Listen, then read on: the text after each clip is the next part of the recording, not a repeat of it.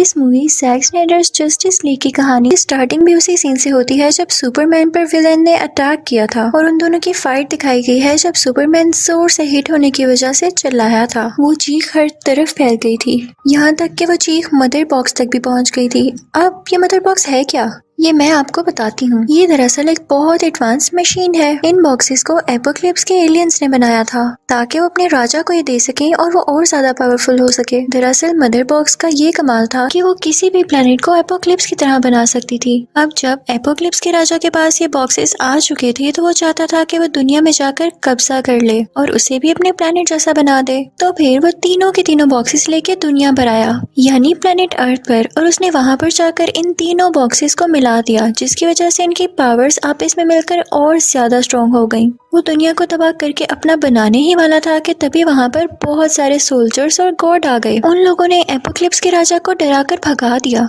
जल्दी में उनके मदर बॉक्स यहीं पर रह गए। अब उस वक्त प्लेनेट अर्थ में 3 अलग अलग किंगडम्स थे। उन लोगों ने फैसला किया कि हर किंगडम एक बॉक्स अपने पास रख लेगा। उन किंगडम वालों ने इस बॉक्स का बहुत ख्याल रखा कि कहीं ये खुल ना जाए। उन लोगों ने इन बॉक्सेस को काफी सेफ जगह पर छुपाया हुआ था। आज तक कोई इन बॉक्सेस को हाथ नहीं लगा सका था और ना ये बॉक्सेस खराब हुए थे। इसी के साथ कई 100 साल, कई 1000 साल गुजर गए। उस बॉक्स की वजह से कोई तबाही नहीं हुई और ना ही कोई ऐसा आया जो उस बॉक्स को हिला सके अपनी जगह से। लेकिन फिर इस दुनिया में आया सुपरमैन। फिर अचानक से सुपरमैन की डेथ हो गई। किसी को इस बात का यकीन नहीं था और अचानक से इस चेंजिंग से उन बॉक्स में हलचल होना शुरू हो गई। वो बॉक्स अपने आप मूव करने लगे। उसी दौरान एक किंगडम के पास पड़ा हुआ बॉक्स खुल गया और उससे बाहर आया सींगों वाला एलियन, जो कि एपोक्लिप्स के राजा ने चुना था। लेकिन इस एलियन में और एपोक्लिप्स के राजा में कोई बहस हो गई थी और राजा ने इसे अपने प्लेनेट से ये कहते हुए निकाल दिया था कि जाओ, तुम तब तक इस प्लेनेट में नहीं आ सकते जब तक कि दूसरे प्लेनेट्स को ना जीत लाओ। और अब जबकि मदर बॉक्स से बाहर आ चुका था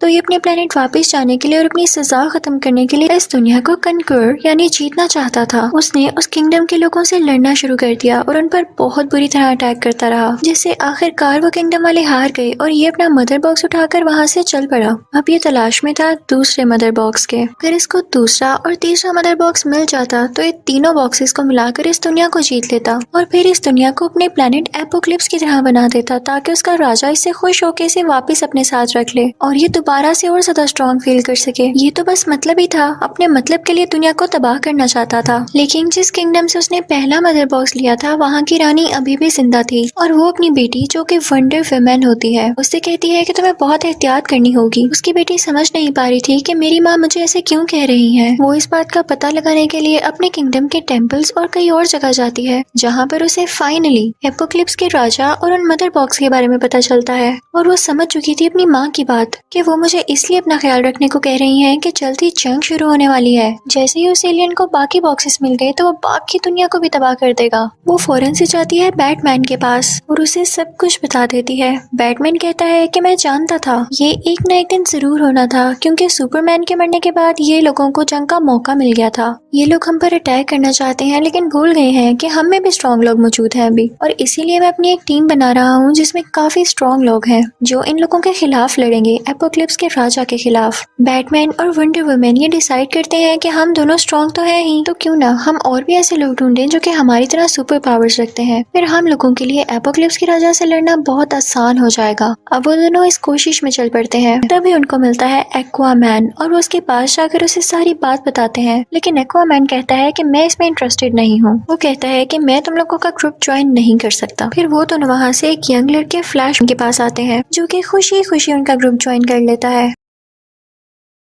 अब वंडर वुमन जाती है एक और सुपर हीरो साइबोर्ग के पास, लेकिन वो भी कहता है कि मैं बहुत बिजी हूँ, मेरे पास इन कामों के लिए टाइम नहीं है, खुद ही इसको हैंडल कर लो। अब दूसरी तरफ हम एपोक्लिप्स के एलियन को तबाही मचाते हुए देखते हैं उसी दूसरे मदर बॉक्स की तलाश में। अब वो वहाँ पर पहुँच चुका था जहाँ पर एक्वामैन भी था और वो दूसरा किंगडम जिसके पास वो दूसरा मदर बॉक्स था, वो उसको हासिल करने के लिए बहुत कुछ करता है लेकिन एक्वामैन उसे रोक रहा होता है। अब एपोक्लिप्स का एलियन क्योंकि बहुत स्ट्रॉन्ग और खौफनाक था तो वो एक्वामैन को हरा देता है और वो मदर बॉक्स अपने साथ ले जाता है। वो एलियन फिर जाकर उन दोनों बॉक्सेस को पास पास रखता है और उसे एक मैसेज रिसीव होता है कि इस दुनिया के लोगों को अपना गुलाम बनाया जा सकता है, इनसे अपने काम करवाए जा सकते हैं, लेकिन कैसे, ये सिर्फ वही लोग जान सकते हैं जिनके पास सुपर पावर्स हैं। वो एलियन इस बात को लेके काफी एक्साइटेड था। वो ये सब जाकर अपने राजा यानी एपोक्लिप्स के राजा को बताता है। तो वो उस एलियन से कहता है कि 2 बॉक्सेस तो तुम पहले ही हासिल कर चुके हो, और अगर अब तुम तीसरा बॉक्स भी ढूंढकर इन तीनों को आपस में मिला दो और दुनिया को जीत लो तो तुम मेरा दिल भी जीत लोगे।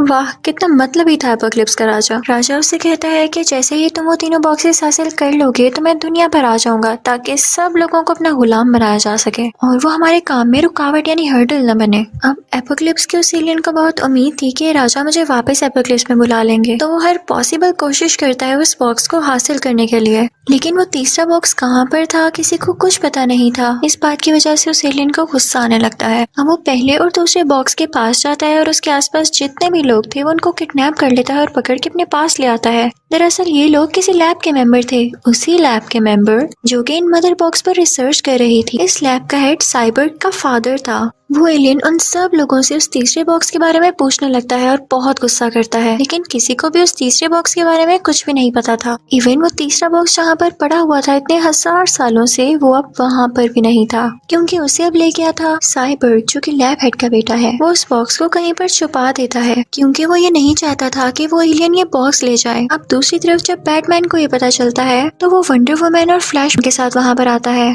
तभी वहाँ पर साइबर्ग भी उनके साथ शामिल हो जाता है और कहता है कि मुझे तुम लोगों के साथ रहना है ताकि मैं अपने बाप को बचा सकूं। ये चारों कहते हैं कि हम मिलके उस एलियन का मुकाबला करेंगे। ये चारों एक साथ बहुत अच्छे लग रहे थे। अब ये सब मिलके उस बेसमेंट में जाते हैं जहाँ पर उस एलियन ने लोगों को कैद किया हुआ था। एलियन उस बॉक्स का पता लगाने के लिए उन्हें टॉर्चर कर रहा था। तभी ये चारों वहाँ पर जाकर लोगों को बचाते हैं और एलियन को रोकते हैं। लोगों में बहुत लड़ाई होती है, लेकिन एलियन हार मानने को तो तैयार ही नहीं था। जब एक्वामैन को पता चलता है कि हालात काफी खराब हो रहे हैं और इन लोगों को उसकी जरूरत है, तो वो भी वहाँ पर आ जाता है क्योंकि दिल के ये सब अच्छे थे। ऐसे ही नहीं इन्हें सुपर पावर्स मिली, क्योंकि नेचर उन्हीं पर मेहरबान होती है, उन्हें ब्लेस करती है जो दुनिया के लिए अच्छा सोचते हैं। अब इन्हें एक साथ देखकर उस एलियन की तो जान ही निकलने वाली थी। वो डर के वहाँ से भाग जाता है कि फिर कभी इनका मुकाबला करूंगा। अब साइबर्ग वो तीसरा बॉक्स लेके अपनी टीम के पास आता है और उन सबको बताता है कि कुछ अर्से पहले मेरा एक एक्सीडेंट हुआ था जिसमें मैं मरने ही वाला था। मेरी हालत बहुत खराब थी, लेकिन मेरे फादर ने इस मदर बॉक्स को यूज करते हुए मेरी जान बचाई थी।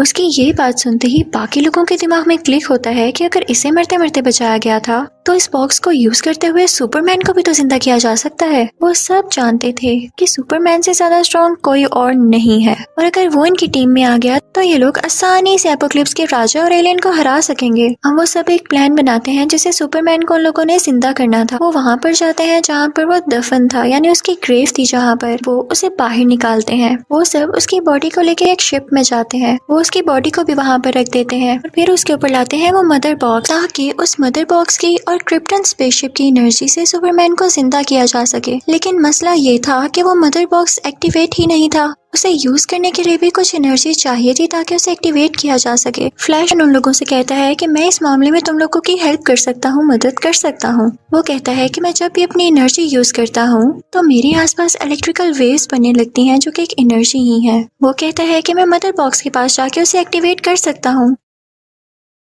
लेकिन वो जब ये करने वाला होता है तो स्पेसशिप उसे वार्न करती है कि ऐसा नहीं करो, ये खतरे वाला काम हो सकता है। साइबर्ग इस बात को लेकर काफी परेशान हो जाता है और उस स्पेसशिप पर हाथ रखता है, जिसकी वजह से उसे फ्यूचर के कुछ विजन्स आने लगते हैं। वो देखता है कि एपोक्लिप्स का राजा इस दुनिया में आ चुका है और वो सब लोगों को मार रहा है। इसके साथ साथ उसने सब सुपर हीरोज को भी जान से मार डाला है, लेकिन उसने सुपरमैन को नहीं मारा था। उसने उस राज का पता लगा के सुपरमैन को अपना गुलाम बना लिया था ताकि उसके अंडर काम करे। फिर सुपरमैन और उस राजा ने मिलकर इस प्लेनेट अर्थ को एपोक्लिप्स की तरह ही बना दिया था और बाकी सब कुछ तबाह हो गया था। जब साइबर्ग ये सब कुछ देखता है तो उसे अपनी आंखों पर यकीन नहीं आता कि उसने क्या देख लिया है। वो जोर से चिल्लाता है कि ऐसा नहीं करना, नो। फ्लैश को लगता है कि उसने कहा है कि डू यानी करो, तो वो अपना काम करने के लिए आगे बढ़ता है। जैसे ही उस मदर बॉक्स के पास जाके अपनी एनर्जी निकालता है तो एक्टिवेट हो जाता है। अब स्पेसशिप की एनर्जी और वो एनर्जी मिलकर सुपरमैन को जिंदा कर देते हैं। वो इस दुनिया में जिंदा होकर आ तो गया था, लेकिन उसे अपने पास्ट का कोई भी वाकया याद नहीं था। उसे कुछ भी याद नहीं आ रहा था।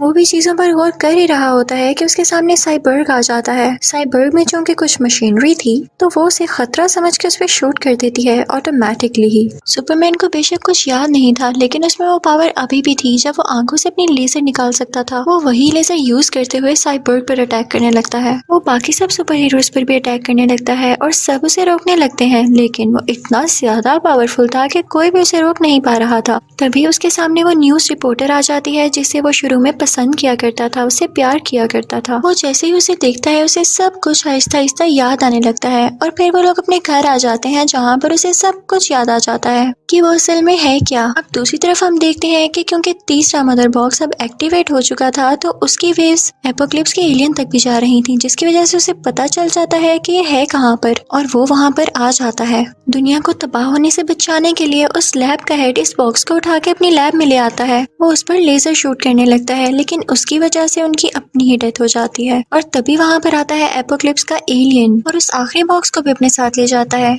जहाँ पर उस एलियन ने वो 2 मदर बॉक्स रखे हुए थे। उसने वहाँ पर एक शील्ड बनाई हुई थी जिसके अंदर कोई भी नहीं जा सकता था और इसीलिए साइबर्ग पे उन बॉक्सेस को ढूंढ नहीं पा रहा था, लोकेट नहीं कर पा रहा था। अब क्योंकि वो तीसरा बॉक्स इतना ज्यादा गर्म हो चुका था कि उसे ये लोग थर्मल मैप पर डिटेक्ट कर पा रहे थे, यानी इतनी हीट निकल रही थी उसमें से। सुपरमैन सोचता है कि मरते हुए उसका पुराना सूट तो तबाह हो चुका था, तो वो अब की बार अपने ड्रेस के लिए ब्लू की जगह ब्लैक कलर चूज करता है। दूसरी तरफ हम देखते हैं कि बाकी के सुपर हीरोज उस जगह पर पहुंच चुके थे जहाँ पर वो बॉक्स था और वो एलियन भी आ चुका था। सब लोग उस एलियन को ऐसा करने से रोकने लगते हैं और उसकी आर्मी पर अटैक करने लगते हैं। साइबर्ग उस एलियन को रोक रहा होता है कि कहीं वो तीनों बॉक्स को आपस में मिला न दे, लेकिन साइबर्ग यहाँ पर खुद को वीक महसूस करने लगता है क्योंकि उस एलियन से लड़ते लड़ते उसकी पावर कम रह गई थी। यहाँ पर फ्लैश तेजी से पूरे शहर में उड़ने लगता है ताकि वो चार्ज हो सके और अपनी पावर साइबर्ग को दे सके, लेकिन इसी दौरान ही उस पर एक डीमन अटैक कर देता है जिससे फ्लैशमैन की एनर्जी सारी की सारी वेस्ट हो जाती है और साइबर्ग को भी एनर्जी नहीं मिल पाती, जिसकी वजह से वो भी वीक ही रह जाता है। अब यहाँ पर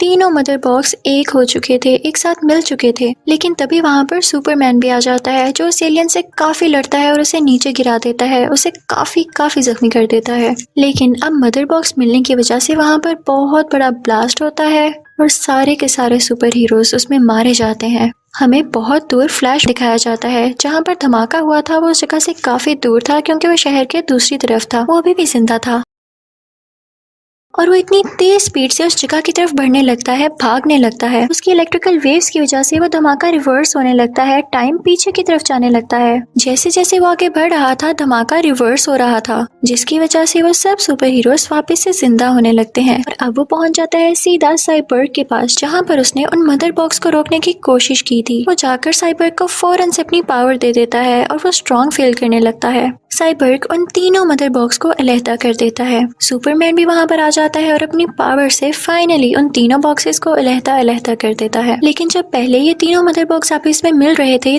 तभी वहाँ पर एक रास्ता खुल गया था, जिसकी मदद से एपोक्लिप्स का राजा इस दुनिया में आने वाला था, क्योंकि उसे लग रहा था कि अब सब कुछ उसके हाथ में आने वाला है। वो लोग इस बात का फायदा उठाते हैं और सुपरमैन उस एलियन को जोरदार पंच मार के उस रास्ते के जरिए उसके अपने प्लेनेट में वापस भेज देता है। इसी दौरान वंडर वुमन उस एलियन का सर काट देती है और उसकी डेड बॉडी एपोक्लिप्स के राजा के सामने जाकर गिरती है। इसी के साथ ही वो पोर्टल यानी वो रास्ता फौरन से अपने आप बंद हो जाता है। इस बात की वजह से एपोक्लिप्स के राजा को बहुत गुस्सा आता है क्योंकि उसका प्लान अब फेल हो चुका था और वो दुनिया में नहीं आ सकता था क्योंकि मदर बॉक्स डिस्ट्रॉय हो चुके थे। तो सारे के सारे सुपर हीरोज काफी खुश थे कि उन्होंने उसको डिफीट कर दिया था, उस राजा को और एलियन को हरा दिया था। सबसे बड़ी बात, उन्होंने दुनिया को बचा लिया था। बैटमैन सोचता है कि अगर कभी दोबारा उस एलियन ने, जो कि राजा दोबारा भी बना सकता है, हम पर अटैक करने की कोशिश की तो हमें तैयार रहना चाहिए। वो उसके लिए एक जगह देखता है जहाँ पर रहकर वो लोग ट्रेनिंग करने वाले थे। फिर हम देखते हैं कि इस काम को रोकने के लिए बैटमैन का एक दुश्मन एक आदमी से बात करता है कि तुम्हें बैटमैन को खत्म करना होगा, इस रास्ते से हटाना होगा।